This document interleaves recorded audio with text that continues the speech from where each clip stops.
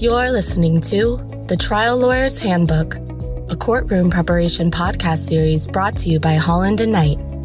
This series is hosted by litigation attorney Dan Small and is based on a long-standing article series he co-authored with United States District Court Judge Dennis Saylor for Massachusetts Lawyers Weekly. Listeners of this series will gain a fresh perspective on how attorneys can address various trial preparation issues and set themselves up for success in and out of the courtroom. If author Ken Blanchard is right when he says feedback is the breakfast of champions, then many trial lawyers are going hungry.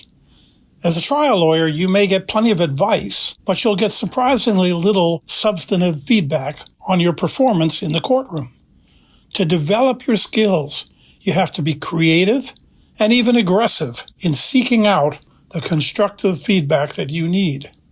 In my most recent book for the ABA, Lessons Learned from a Life on Trial, I reminisce about several feedback experiences, including when, as an AUSA prosecuting corruption cases in the old federal courthouse in Boston, there was a group of about a dozen retired gentlemen who had discovered the courthouse and trials there as an endless source of entertainment. Over the years, they became expert trial observers. I befriended them, and they were a great source of feedback on what I was doing right and what I was doing wrong in court.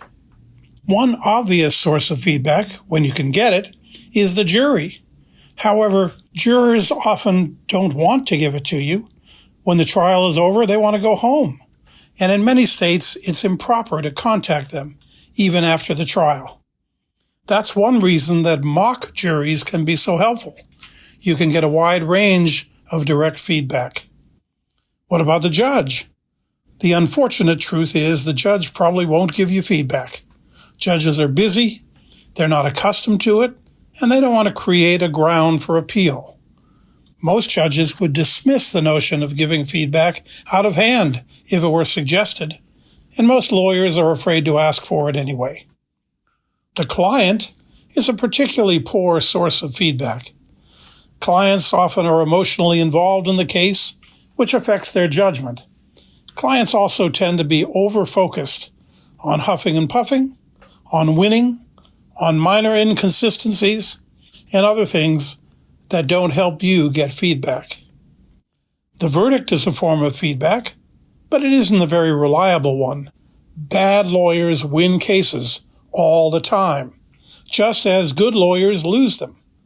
Edward Bennett Williams, the legendary trial lawyer, supposedly said that 80% of cases are won or lost on the facts, regardless of the lawyer's performance. That means the lawyer makes a difference only 20% of the time. Whatever you think about his percentages, the basic concept is correct. And when bad lawyers win cases, often the feedback they get, that they've done things just great, is wrong. So trial lawyers need to reach out for constructive criticism wherever they can find it. One way is to practice all or parts of your arguments in front of your family or friends or colleagues and ask for their questions and their input.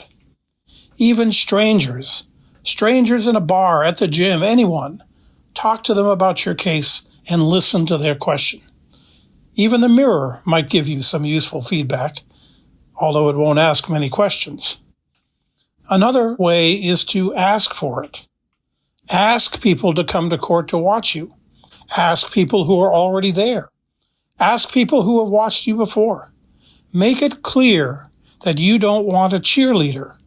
No one is going to help you by being too nice or too gentle. All of this puts a premium on being self-aware and self-critical. Those are difficult qualities for most human beings to master, much less courtroom lawyers. Age and experience also play a role. It's particularly difficult for people to keep trying to improve their skills once they've reached a certain level of success. But if you are living in a world with little real feedback, you're not likely to improve without thinking clearly about your own abilities and performance. The essence of trial advocacy is communication. To improve as a trial lawyer, you need to try to obtain constructive criticism, and you need to listen to any amount that you can get. The challenges are finding ways to get feedback, making sure that it's honest and direct, and then disciplining yourself to ignore your ego so you can listen and learn. It may be the hardest challenge that faces any trial lawyer. Thank you for listening to the Trial Lawyer's Handbook, a courtroom preparation podcast series brought to you by Holland & Knight.